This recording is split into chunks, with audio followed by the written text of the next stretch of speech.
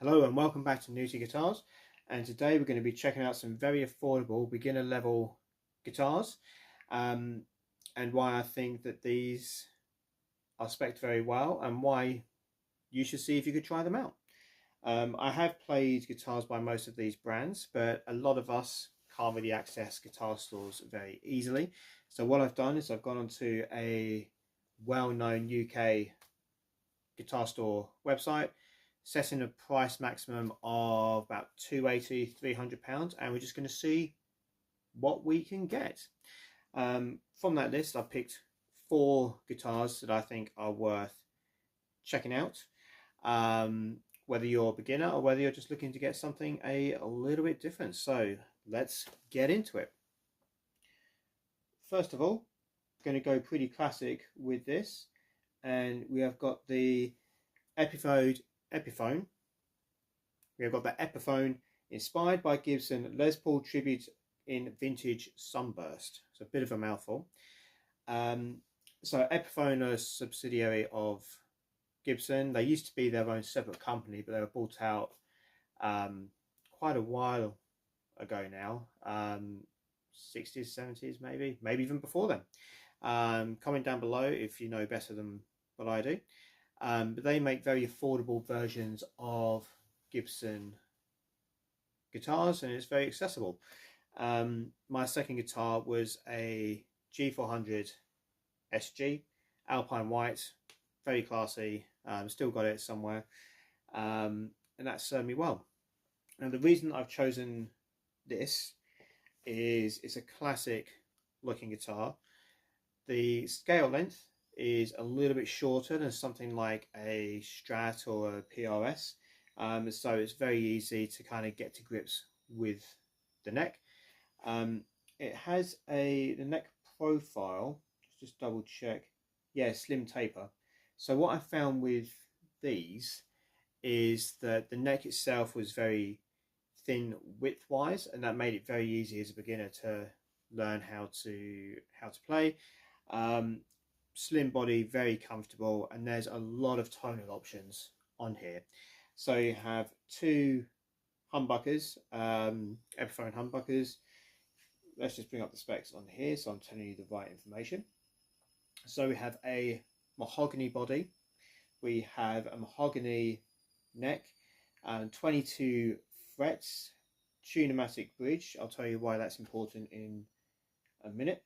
And we've got 2 Epiphone humbuckers, 2 volume, 2 tone. So the great thing about this is that each volume and each tone knob will control the bridge and the neck pickup separately. So you get lots of tonal options. You can do stuttering if you turn one pickup down to 0. You can get sort of like Tom Morello style kind of glitching effects. You can easily switch into something to kind of give a smoother lead feel. But also with the tunematic bridge, it's very easy to change those strings. Very important thing as a beginner is not really to go for anything too complex with the bridge like a Floyd Rose, because if you break string or you want to down tune, it's going to be a pain. I think the first time I tried to set up a Floyd Rose, it just took me so long. I just got frustrated with it and just got really mad because it was just so frustrating trying to balance it when you don't really know what you're doing. So yeah, 3-way toggle switch as well, so again you can change between different pickups very nicely.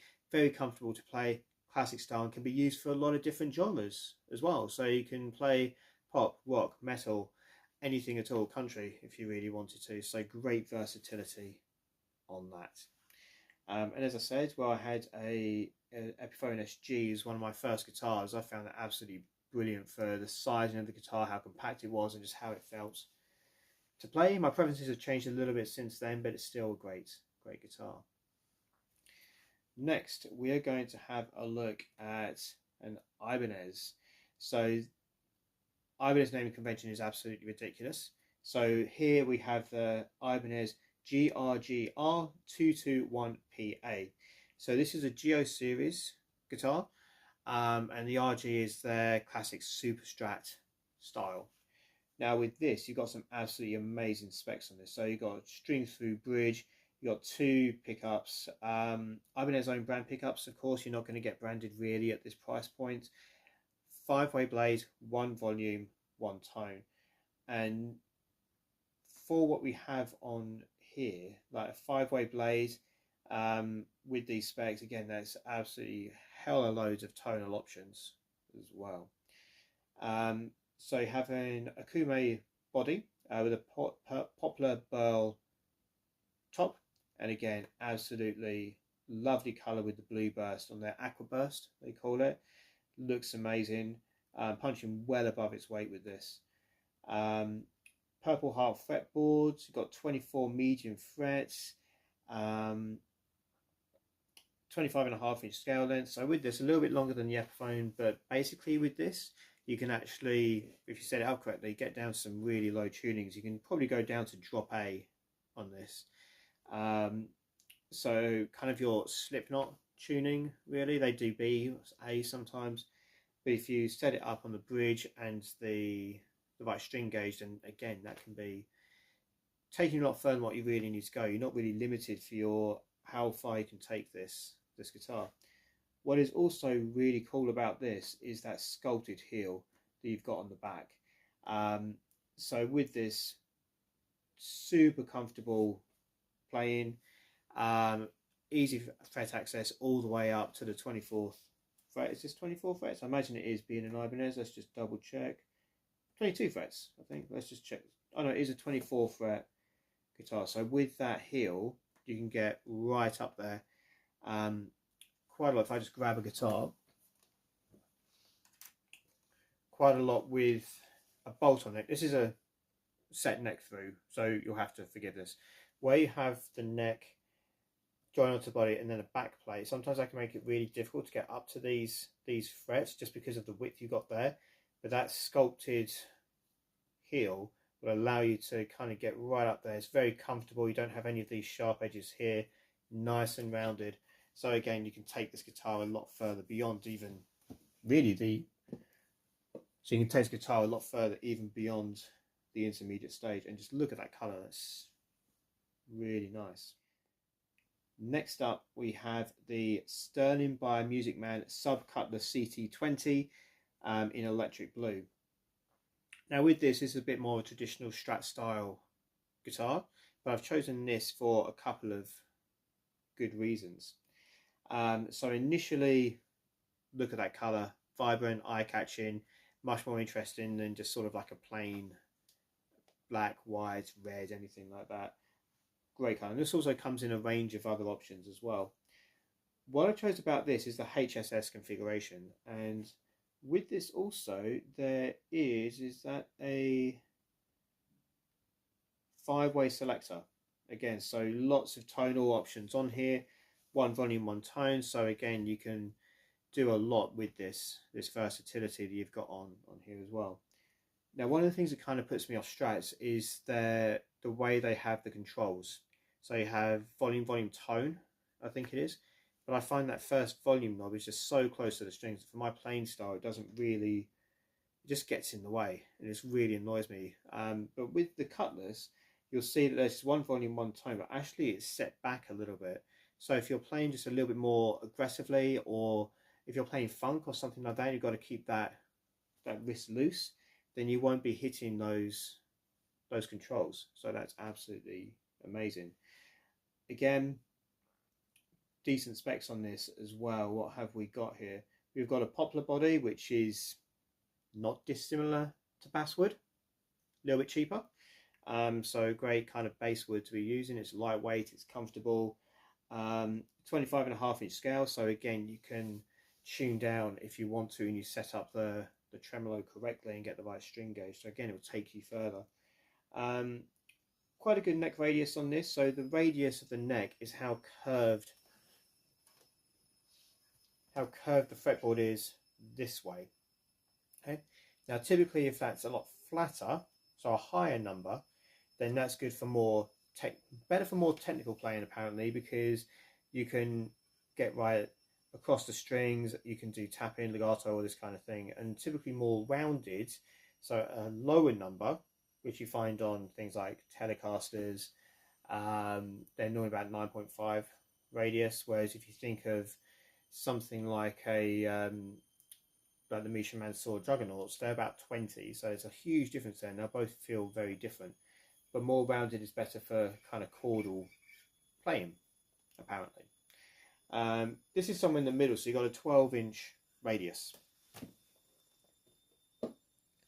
So that's kind of like midway, and that'll give you sort of like the best of both. You'll still be able to play chords very easily, but if you're doing any leads, it'll just make it a lot easier when you're string bending and all this kind of thing here as well. Got a maple neck, again, classic neck woods, and a lot of these do. The Epiphone is mahogany, actually.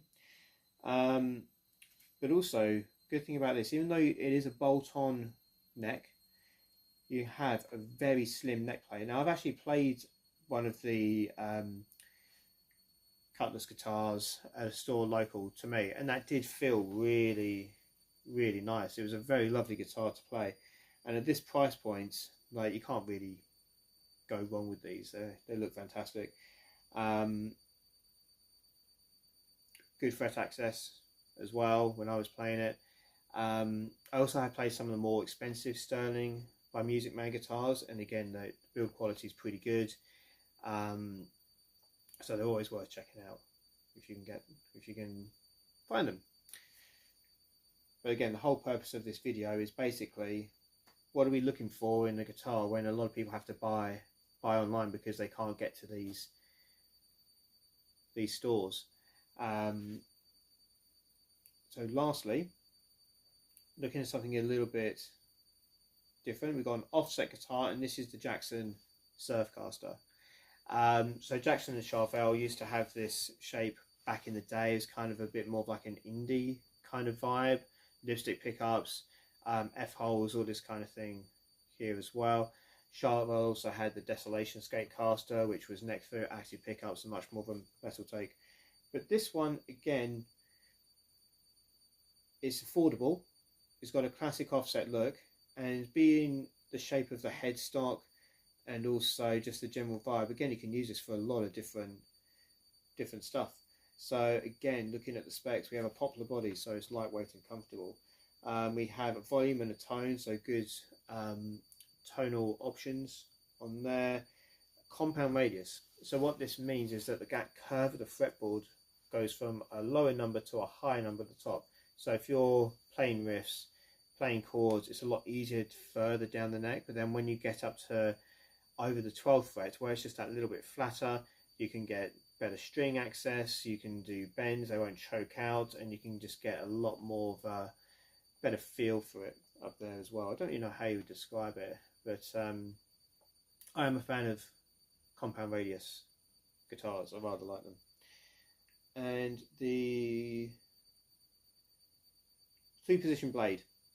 So basically, neck pickup, both pickups, bridge on there. So again, I mean, sometimes that's all you need, really.